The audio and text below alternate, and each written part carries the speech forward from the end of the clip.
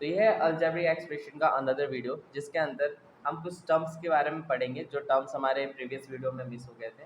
जैसे कि मोनोमियल के बारे में पढ़ेंगे, मोनोमियल्स, बायनोमियल्स, ट्रिनोमियल्स, पॉलिनोमियल्स, इन्हीं सब के बारे में हम अभी पढ़ने वाले हैं। तो अलजेब्रिक एक्सप्रेशन में मोनोमियल का क्या रोल होता है।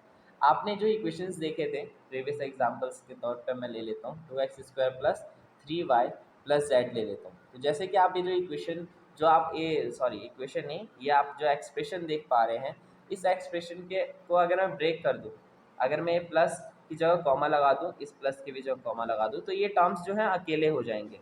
ये 2x² सेपरेट हो जाएगा, ये 3y सेपरेट हो जाएगा, ये 2 सेपरेट हो जाएगा। तो ये जो मैंने फैक्टर्स अलग अलग करके ब्रेक करके लिख दिए हैं, इन्हीं को हम अलग अलग जो पार्ट्स है, वो जो सिंगल पार्ट्स है, इन्हीं को हम मोनोमियल कहते हैं। और भी एग्जांपल्स ले लेते हैं मोनोमियल्स को समझने के लिए। अगर मैं लिख दूँ 3z, तो ये भी एक मोनोमियल है। अगर मैं लिख दूँ 8z, ये भी एक मोनोमियल है। इसी तरीके से अगर मैं 2y लिख दूँ, ये भी एक सिंगल है, ये भी मोनोमियल है।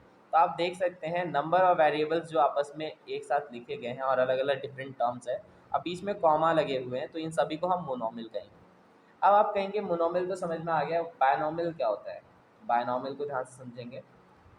बायनोमियल्स, बायनोमियल्स का मतलब होता है जब हम इन्हीं टर्म्स को एक साथ लिखें। फॉर एग्जांपल मैंने जो सबसे पहले लिखा था 2x² प्लस 3y, लेकिन यहाँ पे शर्त यह है कि आपको दो से ज़्यादा टर्म्स नहीं लिखते हैं। अगर आप दो टर्म्स लिखते हैं तो ये दो टर्म्स ही आपके लिए क्या हो जाएंगे, ये दो टर्म्स आपके लिए रहेंगे बायनोमियल्स।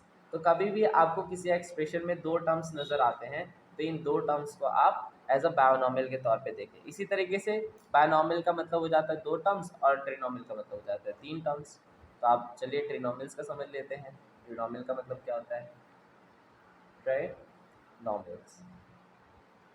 तो ट्रिनोमियल्स जैसे कि इसी बायनोमियल में अगर मैं एक और मोनोमियल ऐड कर देता हूँ, जैसे कि 8z, तो ये पूरा जो है ट्रिनोमियल हो जाएगा। दोस्तों ये जो ट्रिनोमियल आप देख पा रहे हैं, इस ट्रिनोमियल को हम ट्रिनोमियल इसीलिए कहते हैं, इसका बेसिक टर्म ट्रिनोमियल इसीलिए क्योंकि यहाँ पे 1 2 3 तीन टर्म्स देखने को मिल रहा है। लेकिन अगर आप कुछ ऐसे लिखें 2x² प्लस 2x² प्लस या फिर 8x² प्लस 3y, क्या ये ट्रिनोमियल है। तो यहाँ पे भी तो 1 2 3 3 टर्म्स दिए हुए। तो अगर आप इसे ट्रिनोमियल समझ रहे हैं तो एक गलती कर रहे हैं, क्योंकि यहाँ पे आप देख सकते हैं इसके पास भी x² है, इसके पास भी x² है। तो अगर हम देखें तो दोनों x² वाले हैं, तो दोनों सेम फैमिली के हो जाएंगे, तो ये दोनों ऐड हो जाएंगे। यहाँ पे 10x² हो जाएगा प्लस 3y हो जाएगा, तो ये ट्रिनोमियल नहीं कहलाएगा, ये बायनोमियल होगा। तो इस तरीके से आप ट्रिनोमियल और बायनोमियल में डिफरेंस रखें। हाँ, अगर आप क्या करें, अगर 2x² के साथ, जैसे कि इसी एग्जांपल को लिख लेता हूँ मैं, 2x² प्लस 2x² या फिर 8x² प्लस 3y, ये जो टर्म आप देख सकते हैं, इसमें अगर 8x² है, इसमें अगर मैं y लगा दूँ तो ये तीनों टर्म्स डिफरेंट हो जाएंगे। क्यों, क्योंकि इसके पास x² है, इसके पास x² y है, इसके पास y है, तो तीनों टर्म्स अलग अलग है, डिफरेंट है, तो ये ट्रिनोमियल हो जाएंगे, ये आपस में सॉल्व नहीं हो सकते हैं टोटली। अगर हम बात करें आखिरी टर्म्स की तरफ, तो ये है क्वाड्रिनोमियल। तो क्वाड्रिनोमियल मतलब होता है, क्वाड्रिनोमियल में आप देख सकते हैं यहाँ लिखा है क्वाड, क्वाड मतलब होता है चार, तो चार टर्म्स होने चाहिए। फॉर एग्जांपल कोई भी ट्रिनोमियल आप लिख लीजिए 3y² plus 2y plus 5z, ये ट्रिनोमियल है। इस ट्रिनोमियल में जहाँ मैंने एक और टर्म ऐड कर दिया, जैसे कि 8y² या फिर 8x लिख दिया, तो ये देख सकते हैं आप, इनमें से कोई भी ऐड नहीं होगा। अगर मैं 8y² लिखता तो ये दोनों आपस में ऐड हो जाते हैं। अगर मैं 8z लिखता तो ये दोनों आपस में ऐड हो जाते हैं।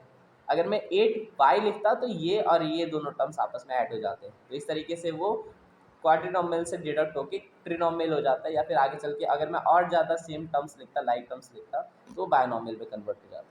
तो हम यहाँ कह सकते हैं ये पूरा टर्म जो है क्वाड्रिनोमियल है। एक छोटा सा एग्जाम्पल से और समझते हैं, एक एग्जाम्पल मैं और देता हूँ। 3y² plus 3y² plus 2y² plus 5² plus 6² क्या ये जो टर्म्स है, ये पूरा जो टर्म है, क्या पूरा टर्म आपके लिए एक क्वाड्रिनोमियल है, ट्रिनोमियल, मोनोमियल, बायनोमियल है, क्या है। तो इसको अगर आप देखें तो यहाँ पे y² है, यहाँ पे भी y² है, तो ये दोनों एक ही फैमिली के हो जाएंगे। और यहाँ पे y² है, यहाँ पे भी सिर्फ y² है, तो ये दोनों भी एक ही फैमिली के हो जाएंगे। तो अगर आप इन दोनों को सॉल्व करेंगे तो यहाँ पे y² और y², तो यहाँ पे 3y² है, यहाँ पे 2y² है। तो अगर इनको मैं लिखूँ वाई स्क्वायर पी और वाई स्क्वायर पी, तो ये दोनों वाई स्क्वायर पी सेम आ रहे हैं, तो आप इसे वाई स्क्वायर पी करके लिख सकते हैं। ब्रैकेट में 3+2 करके लिख सकते हैं, 3+2। तो यहाँ पे कितना आएगा, वाई स्क्वायर पी ब्रैकेट में 3+2 कितना होता है 5। तो हम इसे कैसे लिख सकते हैं, वाई स्क्वायर पी 5। तो बिल्कुल इसी को हम सॉल्व करके बिल्कुल ऐसे लिख सकते हैं, 5y² ऐसे करके लिख सकते हैं। तो ये जो 5y² आप देख सकते हैं, सॉरी यहाँ पे मिस हो गया था, मैं दोबारा समझा देता हूँ। y² ब्रैकेट में 3+2 है, और इसको जो हम सॉल्व करके लिखते हैं y² × 5, तो इसे हम y² 5 लिख सकते हैं, और इसी को लास्ट में हम 5y² लिख सकते हैं। नंबर्स को आप हमेशा आगे रखें, वेरिएबल को बाद में रखें। तो इस तरीके से आप करके लिख सकते हैं। आप बोलोगे कि सर ये जादू कहाँ से हो गया, तो मैं बता दूं, ये एक कॉम्यूटेटिव प्रॉपर्टी होता है। कॉम्यूटेटिव प्रॉपर्टी में क्या होता है, आपको सॉरी एक तरीके का डिस्ट्रीब्यूटिव प्रॉपर्टी होता है। डिस्ट्रीब्यूटिव प्रॉपर्टी में क्या होता है, जैसे कि आपको कोई एक टर्म दिया हुआ है और ब्रैकेट में b+c दिया हुआ है, तो आपको ये जो ए टर्म है उसको b से भी इंटू करना होता है, c से भी इंटू करना होता है। तो इसको आप लिख सकते हैं ab + bc। ओके, तो बिल्कुल हम इसी कॉम्यूटेटिव प्रॉपर्टी को, डिस्ट्रीब्यूटिव प्रॉपर्टी को इस एग्जाम्पल से भी समझ सकते हैं। ओके, तो इसे हम डिस्ट्रीब्यूटिव प्रॉपर्टी से समझ सकते हैं। यहाँ पे ए आ गया, तो 5z + 5y² + 6y², इसको हम लिख के समझ लेते हैं डिस्ट्रीब्यूटिव प्रॉपर्टी को। 5y² + 6y², ये जो टर्म दिए हुए हैं आप देख सकते हैं, यहाँ पे y² जो है वो कॉमन आ रहा है। y² को आप एक जगह लिख लें, ब्रैकेट में क्या बचेगा, 5 + 6 बचेगा, 5 + 6। तो आप y² लिख लें यहाँ, और 5 और 6 आपस में प्लस हो जाएंगे तो क्या हो जाएगा 11, तो 11y² हो जाएगा। तो इस तरीके से आप इन सभी टर्म्स को ऐड कर सकते हैं। अगर आपको ये भी टेक्निक में अगर समझने में कुछ प्रॉब्लम हो रहा है तो आप दूसरा टेक्निक यूज़ कर सकते हैं।